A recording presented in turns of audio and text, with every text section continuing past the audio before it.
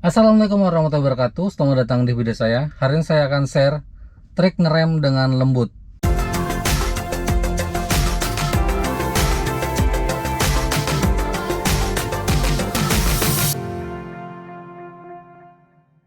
Sebenarnya ngerem secara mendadak itu tidak diperbolehkan ya.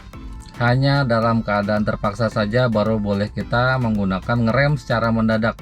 Misalnya saja tiba-tiba ada orang nyebrang jalan atau tiba-tiba di depan ada insiden, kita ngerem dengan mendadak.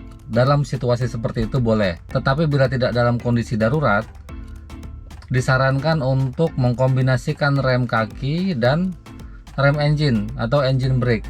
Penggunaan engine brake itu bertujuan supaya kita tidak memaksakan rem kaki atau kita memaksimalkan kinerja rem tersebut dibarengi dengan penggunaan engine brake. Hari ini saya akan menjelaskan bagaimana menggunakan engine brake atau pengereman yang dibantu oleh mesin sehingga menciptakan pengereman yang maksimal dan lembut. Oke, jadi caranya ngerem dengan lembut ini seperti ini ya. Misalnya saja kita ingin menepi ke sebelah kiri, diperkirakan sekitar setelah tikungan ini kita akan menepi di tempat tujuan kita. Kita contohkan posisi sekarang kecepatannya sekitar 50. Ketika ingin menepi tinggal kita sein seperti ini, lalu kita tekan rem perlahan. Setelah RPM hampir 1,5 sudah masuk dan kopling ya. Caranya seperti itu untuk memaksimalkan dari kinerja rem kita. Oke, kita akan berjalan lagi. Oke, sekarang kita berada di turunan gunung seperti ini. Misalnya saja kecepatan 70 bagi kita terlalu ngebut, kita bisa mengurangi seperti ini. Tinggal kita tekan rem saja tanpa menginjak kopling, seperti disesuaikan seperti kecepatan yang kita inginkan. Oke, kita pantau lagi karena depan gunung.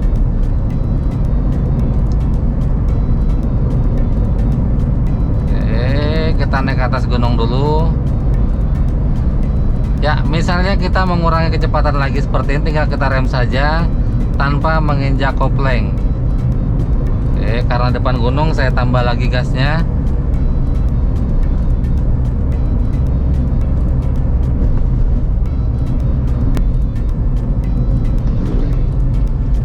Bila seperti ini kita ingin mengurangi kecepatan, tinggal kita rem saja perlahan dan jangan diinjak koplingnya. Karena ketika kita injak kopling, engine brake tersebut tidak membantu kita dalam proses pengereman. Oke, terbukti ya, terlihat ya. Ketika saya mengerem, RPM mobil saya tetap ya. Perhatikan ketika saya ngerem seperti ini, RPM mobilnya tetap, RPM-nya masih di 2000, yang artinya engine brake tersebut membantu dalam proses pengereman. Tetapi bila saya tekan kopling seperti ini, engine brake-nya tidak aktif ya. Bisa dilihat RPM-nya turun jadi 1000 atau 1, yang artinya engine brake tersebut tidak membantu dalam proses pengereman. Saya akan contohkan turun gunung dan saya akan perlihatkan engine brake-nya membantu dalam proses pengereman.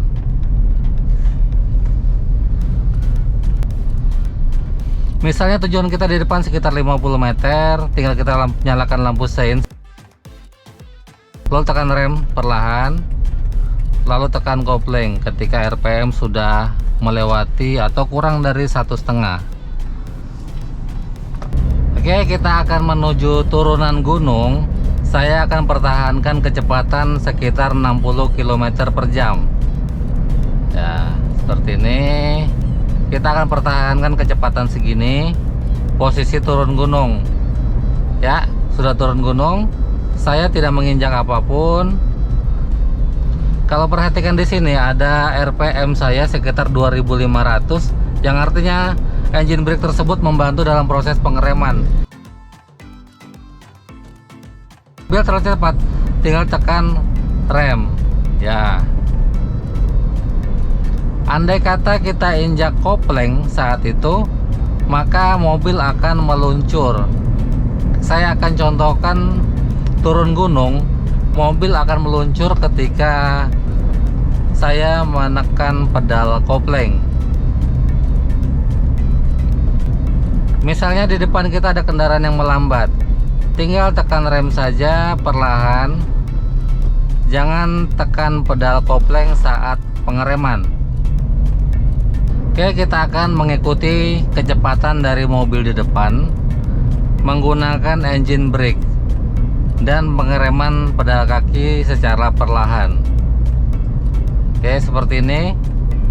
Bila terlalu cepat, tinggal saya tekan pedal rem perlahan, jangan ditekan secara mengejut. Perhatikan di depan, jaraknya harus tetap dijaga.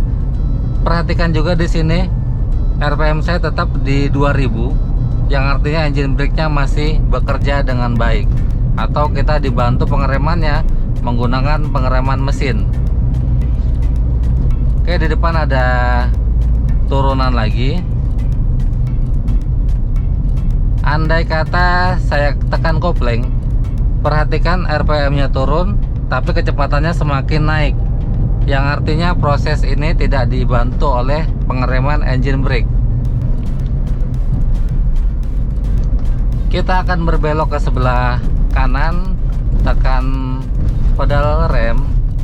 Setelah RPM 1,5, tekan pedal kopling. Pindah gigi 2. Kita akan masuk ke dalam gang sini. Oke, sekarang ada turunan di depan kita. Saya akan mengerem menggunakan engine brake. Di sini saya gunakan gigi 1. Ya, perhatikan RPM-nya naik dan kecepatannya menurun ya. Dan kaki saya tidak menginjak apapun.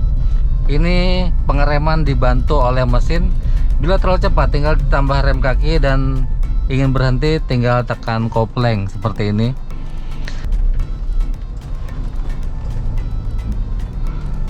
Oke, sekarang kita akan turun. Ini tanjakan yang sama yang tadi juga. Saya gunakan gigi 1, tetapi saya menekan kopling. Saya akan buktikan bahwa sangat berbeda sekali. Perhatikan kecepatan saya bertambah, tetapi RPM saya tidak bertambah. Ya. Ya, oke, ketika saya rem seperti ini sebenarnya tidak masalah ya. Masih dapat direm dengan baik. Tetapi bila tanjakan lebih tinggi, hanya mengandalkan rem dari pedal kaki tidak akan mampu ya. Banyak sekali pemula yang tidak memaksimalkan dari engine brake tersebut. Mengapa saya tahu? Karena saya dulu waktu belajar pun seperti itu. Saya merasa hanya menekan rem kaki saja sudah cukup. Ternyata seiring berjalannya waktu, seiring bertambahnya ilmu dan informasi yang saya punya, bahwa penggunaan engine brake itu sangat berpengaruh sekali untuk menahan laju dari kendaraan yang ingin kita berhentikan. Dan saya rasa banyak sekali di luar sana orang yang masih melakukan hal seperti itu, menekan kopling dan menekan rem secara bersamaan, yang menyebabkan engine brake tersebut disia-siakan atau tidak digunakan. Sebelum saya membuat video ini, saya sudah bertanya oleh orang yang baru belajar menggunakan mobil. Ketika ngerem, dia mengerem sama seperti saya ketika dulu belum memahami ilmunya, yaitu tidak memaksimalkan kinerja dari engine brake. Jadi dia beranggapan bahwasannya rem dari pedal kaki sudah cukup untuk menahan laju dari kendaraan. Kalau dibilang bisa, ya bisa, tetapi apakah maksimal? Tentu saja tidak maksimal bila tidak dibarengi oleh engine brake. Oke, mungkin segitu saja share video saya hari ini. Semoga menambah wawasan kita bersama. Kalau ada sesuatu yang kurang dari ucapan saya, kalian bisa tambahkan dalam kolom komentar. Bagi kalian yang baru belajar menggunakan mobil manual, saya doakan semoga segera lancar dan segera mahir. Sekian dari saya, sampai jumpa di video saya selanjutnya. Assalamualaikum warahmatullahi wabarakatuh.